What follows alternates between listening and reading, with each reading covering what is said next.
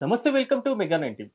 రాఖీ పండుగ సందర్భంగా పిఠాపురం నియోజకవర్గంలోని 1237 మంది వితంతు మహిళలకు ఉప ముఖ్యమంత్రి పవన్ కళ్యాణ్ చీరలను పంపారు.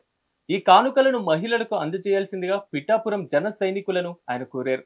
ఈ ఊహించని రక్షాబంధన్ బహుమతితో మహిళలు ఆనందం వ్యక్తం చేస్తున్నారు. వితంతువులందరికీ ఒక సోదరుడిగా తాను ఎప్పుడూ తోడుగా ఉంటానని భరోసా కల్పించాలని, వారిలో ఆత్మస్థైర్యాన్ని నింపేలా ఈ కార్యక్రమాన్ని నిర్వహించాలని పవన్ కళ్యాణ్ తన పార్టీ కార్యకర్తలకు ఆదేశించారు. ఆయన ఆదేశాల మేరకు జనసేన పార్టీ కేంద్ర కార్యాలయం నుంచి పంపినటువంటి చీరలను పార్టీ నాయకులు, కార్యకర్తలు ఇంటింటికి వెళ్లి వితంతులకు అందజేశారు. ఇక పవన్ కళ్యాణ్ తరపున శుభాకాంక్షలు తెలిపారు. ఈ చీరలు అందుకున్నటువంటి అక్కా చెల్లెళ్లు ఉప ముఖ్యమంత్రికి కృతజ్ఞతలు తెలియజేశారు. మాకంటూ ఒక అన్న ఉన్నాడని, ఆ అన్నే మా పవన్ కళ్యాణ్ అని, ఇలాంటి నాయకుడిని ఇప్పటి వరకు ఎప్పుడు చూడలేదని, ఇక చూడబోమని వారు భావోద్వేగానికి గురయ్యారు.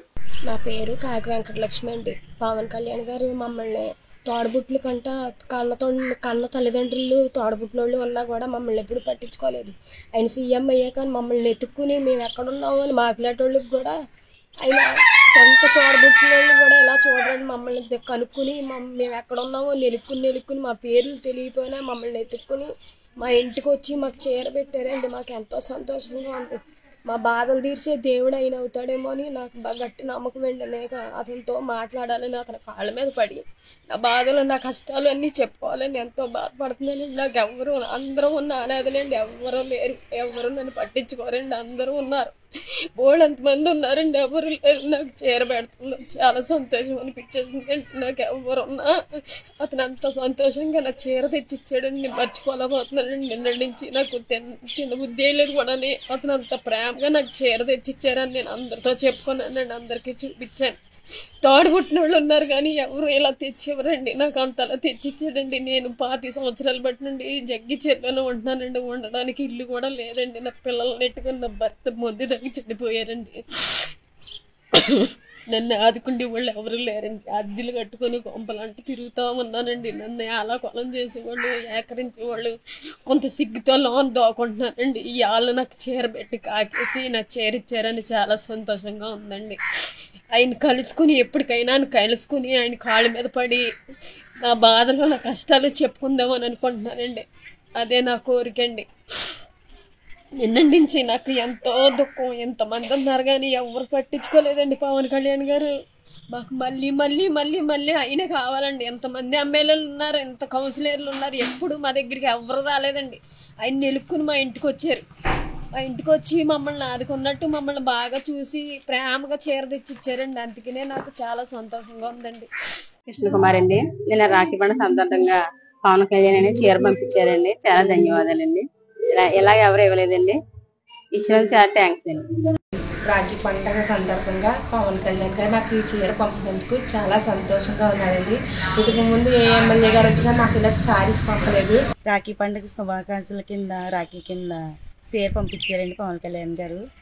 ప్రతి సంవత్సరం ఇలా పంపించాలని మేము వేలుకుంటున్నామండి. ఎమ్మెల్యే గారి కింద బాగా చేయాలని ఇంకా ఇంకా కోరుకుంటున్నామండి. పెదలకి అందరికీ మాకు బాగా చేయాలని కోరుకుంటున్నాం. అన్నగారి కింద మేము చూసుకుంటున్నామండి పవన్ కళ్యాణ్ గారిని. శుభాకాంక్షలు ఏంటి చీర ఇచ్చినందుకు పవన్ కళ్యాణ్ గారికి, అన్నయ్య గారికి శుభాకాంక్షల కింద చూస్తున్నామండి. అందరినీ ప్రతి సంవత్సరం ఇలా పంపించాలని చెల్లెలకి భావిస్తున్నామండి ఒక అన్నయ్య కింద. తూరోతు నాగలక్ష్మి, పిఠాపురం నియోజకవర్గం మాది పిఠాపురం అండి.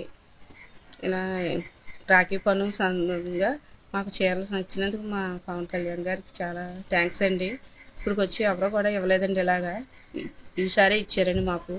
ఈయన మళ్ళీ మళ్ళీ రావాలండి, మేము అదే కోరుకుంటున్నాము. నమస్తే అండి, మాది చిత్రాడ గ్రామం.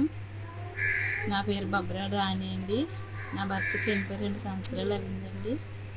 మరి పెన్షన్ కోసం అడిగితే వస్తాయి అనేవారు కానీ 2 సంవత్సరాలు అయిపోయినా ఇంకివ్వలేదండి. మరి కొంతమంది దగ్గరికి వెళ్ళినప్పుడు జనసేన వాళ్ళు గట్ట నా కోసం అడిగి మరి పెన్షన్ ఇప్పించారండి. మొన్న 1వ తారీఖు నాకు పెన్షన్ వచ్చిందండి. మీకు అందరికీ నా ధన్యవాదాలండి. అలాగే మాలా నిరుపేద స్థితిలో ఉన్న వాళ్ళు మీరు గుర్తించాలండి. మీ రాజకీయ నాయకులు ఉన్నారంటే మీలో మీరు కాదు కానీ మాలాంటి వాళ్ళని గుర్తించి మాకు ఏదైనా సహాయం చేయడానికి మీరు ఉపయోగపడితే రాబోయే దినాల్లో మీకు ఇంకా మంచి పేరు ప్రత్యక్షతలు కలుగుతాయండి. నాకు 2 అమ్మాయిలండి. చదవడానికి కూడా ఎటువంటి ఆశ్రయం లేదు. నేను కష్టపడి చదివింటున్నాను. వాళ్ళకు కూడా ఏదన్నా కొంచెం ఇప్పించేలాగా మీరు మాకు సహాయం మమ్మల్ని గుర్తించుకోండి. నేనే కాదు, నాలాంటి వాళ్ళు ఇంకా చాలామంది ఉన్నారు. పెన్షన్ రాని వాళ్ళు కూడా ఇంకా ఉన్నారు. అలాంటి వాళ్ళని కూడా జ్ఞాపకం చేసుకుని వాళ్ళందరికీ మరి పెన్షన్ వచ్చేలాగా ఏ సహాయమైనా మీ ద్వారా మేము పొందడానికి అర్హత ఉందని అనుకుంటున్నామండి.